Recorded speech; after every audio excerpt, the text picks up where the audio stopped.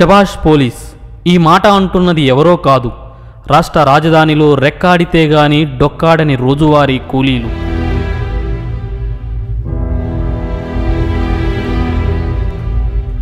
ఇరవై 27 రోజుల పాటు సకల జన సమ్మె వల్ల పని లేక, తిండికి డబ్బు లేక రోజుల తరబడి పస్తులుంటున్న రోజువారీ కూలీల ఆవేదనతో కూడిన ఆక్రందన. గత 2 ఏళ్లుగా కళ్లతో చూడటమే తప్ప ఎలాంటి అన్యాయం జరిగినా చేతులకు పని చెప్పని పోలీసులు ఒక్కసారిగా కొరడా జులిపించారు. బంద్ అయింది, రైళ్లు కదిలాయి, బస్సులు కదిలాయి. ఉద్యమం పేరుతో కొంతమంది నయా లీడర్లు ఇష్టం వచ్చినట్టు చెలరేగారు గత 2 ఏళ్లుగా.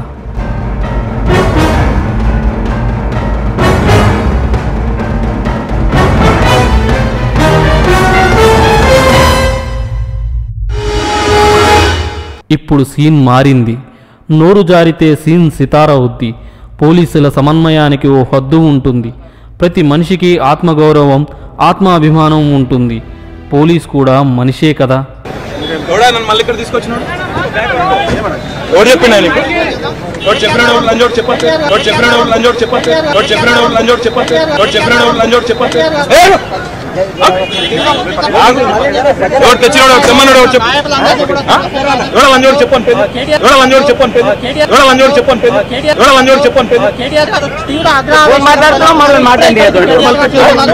వారికుండవా ఆత్మగౌరవాలు, ఆత్మాభిమానాలు అన్నీ తెలిసి అడ్డగోలుగా జనాన్ని రెచ్చగొడుతూ పోలీస్ అని కూడా చూడకుండా ఎలా తిడుతున్నారో మీరే చూడండి మన ఎమ్మెల్యే గారు.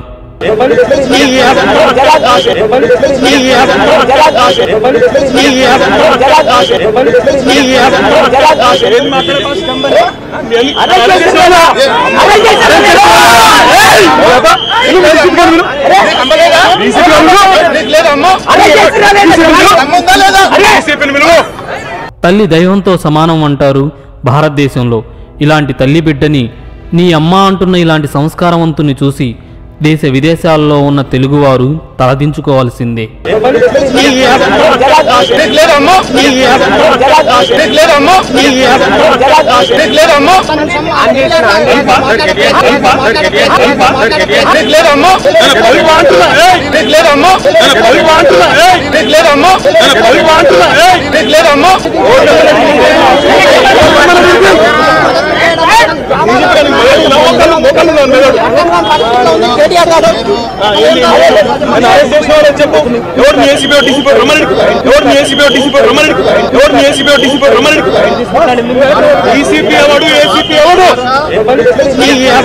ఈ మన గారు ఎమ్మెల్యేనే కాదు, విదేశాల్లో చదువులు వెలగబెట్టి జనం కోసం, తెలంగాణ ఉద్యమం కోసం ఇక్కడికి వచ్చానని చెప్పుకునే ఈ సంస్కారవంతమైన ఎమ్మెల్యేనే ఇలా ప్రవర్తిస్తే సామాన్యుల పరిస్థితి.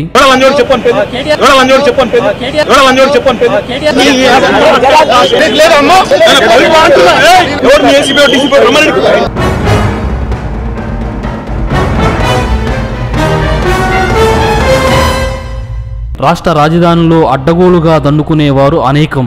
పైకి ఏమీ చెప్పుకోకుండా ఉద్యమం పేరుతో దండుకుంటూ ఉద్యమాన్ని నీరుగార్చేవారున్నంత వరకు మనకి తిప్పలు తప్పవు.